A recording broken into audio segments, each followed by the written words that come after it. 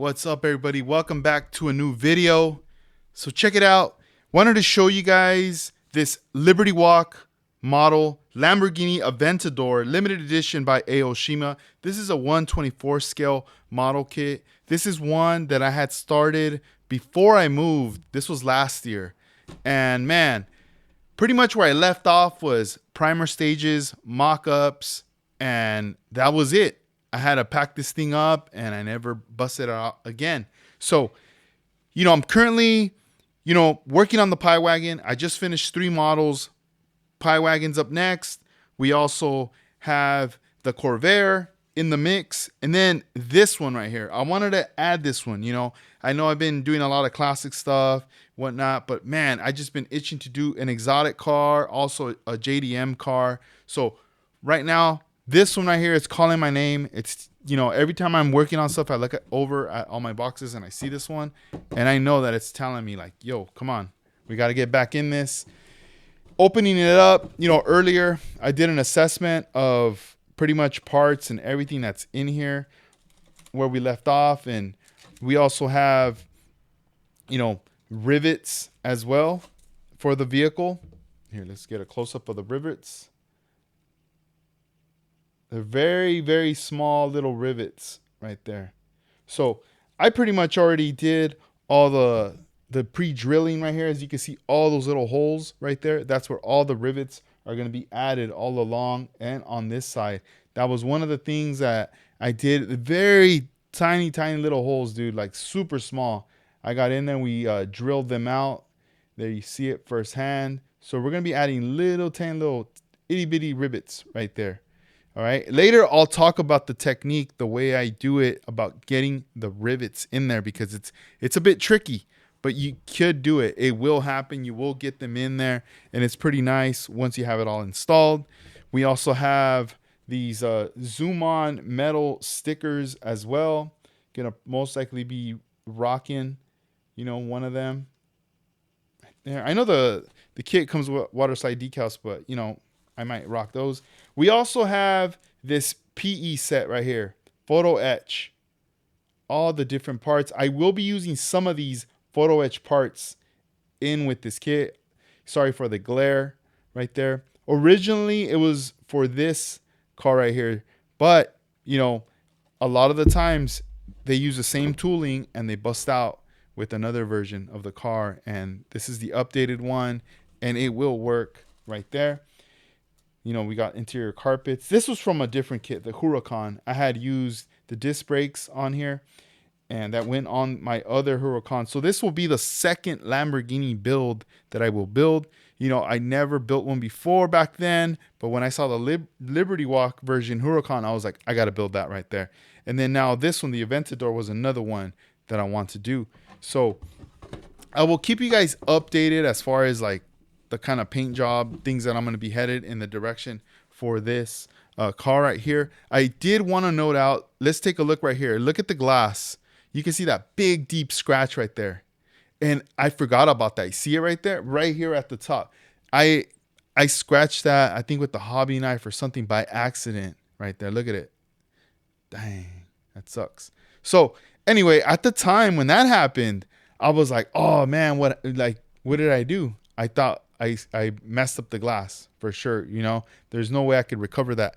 But look, I put it away and look at where we are now. The Corvette Stingray taught me a lot about fixing glass, polishing it up, and getting that going. And now it's like I'm getting ready for this. So I'm happy I waited because look at now. Now I look at that and I'm not really like, I can't fix it. I am going to try to fix it.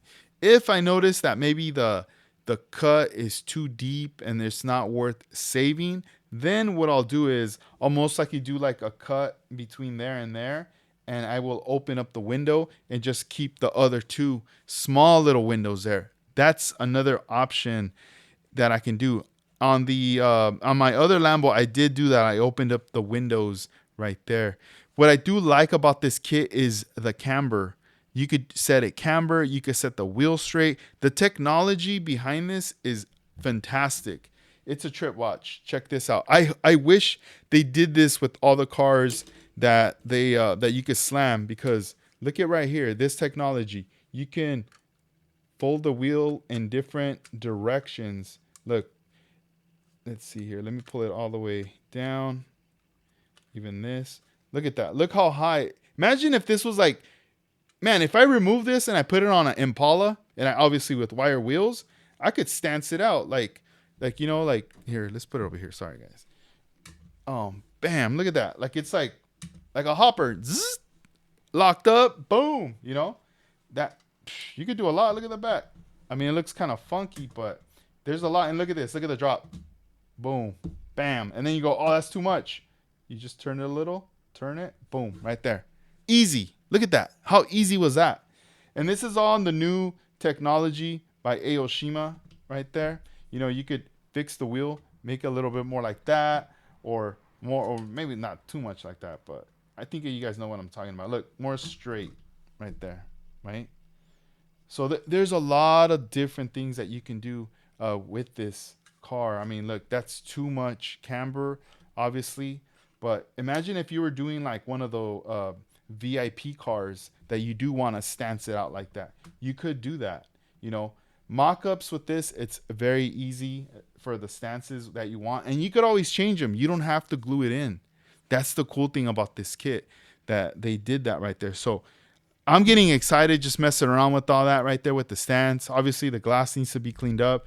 Headlights will, they kind of fell back right there because this is just a quick mock-up of how I had it. The only thing I will say that I'm not a fan of is the glass being placed from the exterior. That I do not like.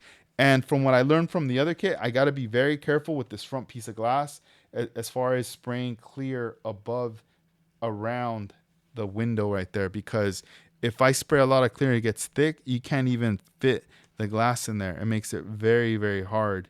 I kind of wish that the glass went in from the inside, like it popped in. It would be a lot better. But right here, you have to do it from the outside. Another tip I will add, if you were building something like this, is for the bottom of the glass. So I'm going to point it out right here. Underneath, okay? If here, let me see if I could take off the glass. And I'll change the camera angle too. Here we go. Let's remove the glass. All right. I'm going to point this out. Look, I'm going to remove it. All right, cool. So you see the bottom, you see a little bit of white here from when it was cut from the tree. So a lot of the times, it gets white and it's not flat. I can still feel like a little bump. So normally what I like to do is I like to flatten it, like sand this, get it nice and flat right there. Use your fingers.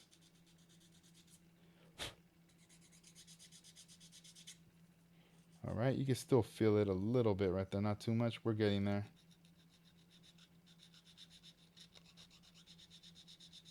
And you want to follow the direction of the glass, right? On the bottom. Okay, cool. So when you have it like this, let's say polish up the whole glass and everything, right? This right here, these things are going to be in black, right? But for the bottom, I would recommend get a marker and paint the bottom in black as well. You could even do the top as well, but preferably the bottom, because when you insert this back in there, if you don't paint this, then look at that. You see like a little mark at the bottom. Oh, come on, focus. Why isn't it focusing? There we go. Look, at the very bottom, I'm going to twist it. You can see where it was attached to, right? On the tree. If you don't color that in black in the bottom or the top, you're going to be able to see that. So imagine if the car was like a dark color and you don't paint this, it's going to stand out. I learned my lesson the hard way when I did my EF9. I did not paint it black around the trim whatsoever. Yeah, in the front of the face I did on some areas, but not on the bottom and not on the top. And I'm talking about the edges of the glass. And I got to see it, and now I can't do nothing about it. It's just there for me to look at every time. I don't even look at the car. I just look at that. And that's what it is. It happens, but be careful. Same thing with this. When I install this one, I'm going to paint it black along the edges. So when I place this in there, you will not see any of those kind of marks. And that's pretty much what that's for. But anyway, guys, I hope you guys enjoyed this video. Stay tuned for next updates with this car in the future, and we'll go from there. All right, guys, peace out.